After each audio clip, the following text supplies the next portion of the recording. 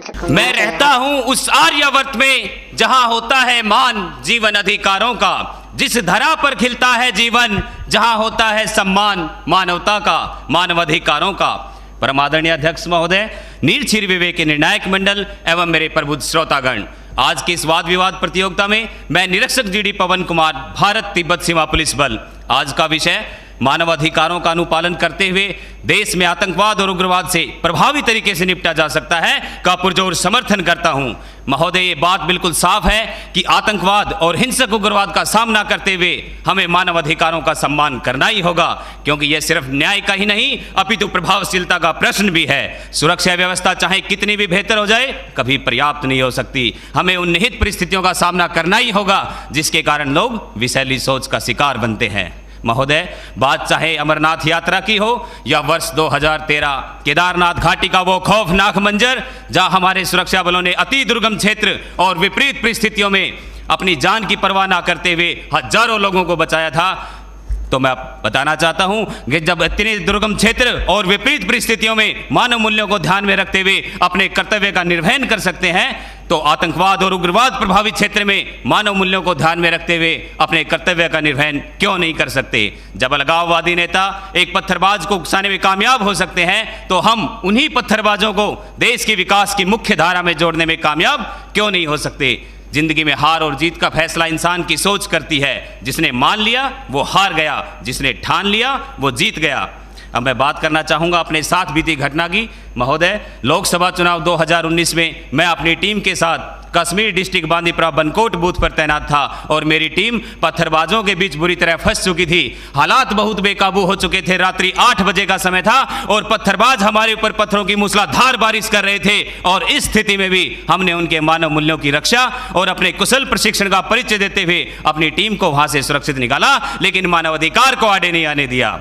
आपने हमारे सीआरपीएफ जवानों का वीडियो तो देखा ही है, जो एक रास्ते से गुजरते हैं और स्थानीय जनता द्वारा उन्हें लात, गुस्से और हेलमेट से पीटने का सामना करना पड़ता है। महोदय, प्रशिक्षण की भट्ठी में तप कर इतना लोहा बन चुके होते हैं कि इस प्रकार की स्थिति में भी मानव अधिकार का उल्लंघन नहीं करते।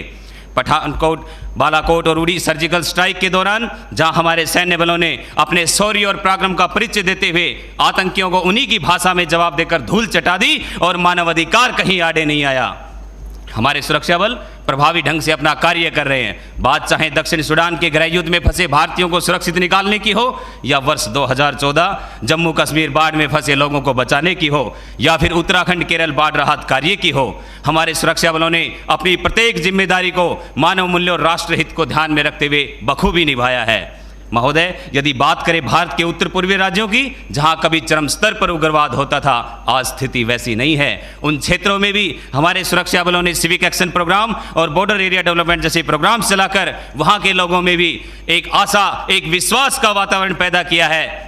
और हमारे साथी बंदूक की गोली से सही और गलत का फैसला करने की बात करते हैं, तो मैं बताना चाहता हूं कि बंदूक से निकली गोली किसी का भी सीना चीर सकती है और मुख से निकली मीठी बोली किसी भी आवाम का दिल जीत सकती है। महोदय, मानव अधिकारों का पालन करते हुए आतंकवाद और उग्रवाद से बखूबी निपटा जा सकता है। यदि जरूरत है तो एक अच्छी शिक्षा की, एक अनुकूल शिक्षा उनकी सोच बदलेगी और वो सही और गलत का निर्णय कर पाएंगे। आज जरूरत है तो बेरोजगारी को खत्म करने की। एक बेरोजगार नवयुवक आतंकवाद के सांचे में तुरंत डलता है क्योंकि उसे पैसे का लालच दिया जाता है। आज जरूरत है तो टेरर फंडिंग को रोकने की, साइबर क्राइम को रोकने की, दुनिया भर में पनप रहे ध्रुवीकरण और नस्ल विशेष के प्रति द्वेष और नफरत की बोली पर लगाम लगाने की। हमें धर्म और जाति के ऊपर इंसानियत को रखना ही होगा। आर्थिक और सामाजिक असमानता को खत्म करना ही होगा, जिसका ज्वलंत उदाहरण हाल ही में सरकार ने धारा 370 और अनुच्छेद 35A को हटाकर हमेशा के लिए जम्मू कश्मीर को भारत के साथ जोड़ने का कार्य किया, जिससे एक तरफ जहां जम्मू कश्मीर प्रदेश के विकास के नए रास्ते खुले, तो दूसरी तरफ आतंक के ताबूत में नई कील भी ठुकी। महोदय, 1990 से 5 अगस्त 2019 तक जम्मू कश्मीर में जहां 41,866 लोगों की मौत हुई और 71,038 हिंसात्मक घटनाएं सामने आई, तो मैं बताना चाहूंगा कि 5 अगस्त के बाद ना एक भी गोली चली है है, ना टीयर गैस चलाना पड़ा है और ना ही एक भी व्यक्ति की मृत्यु हुई है। तो आज इस मंच पर पूरी जिम्मेदारी के साथ मैं भारत का बेटा ये कहता हूं कि मानव अधिकारों का पालन करते हुए भी आतंकवाद और उग्रवाद से बखूबी निपटा जा सकता है यदि इसके मूल को खत्म कर दिया जाए। तो आइए एक पहल करें, एक दूसरे के अधिकारों को संरक्षित करने की, एक दूसरे के विचारों को समझने की और सहभागिता की एक पहल विस्तृत सोच की और मानवाधिकार की करें। जय हिंद, जय भारत।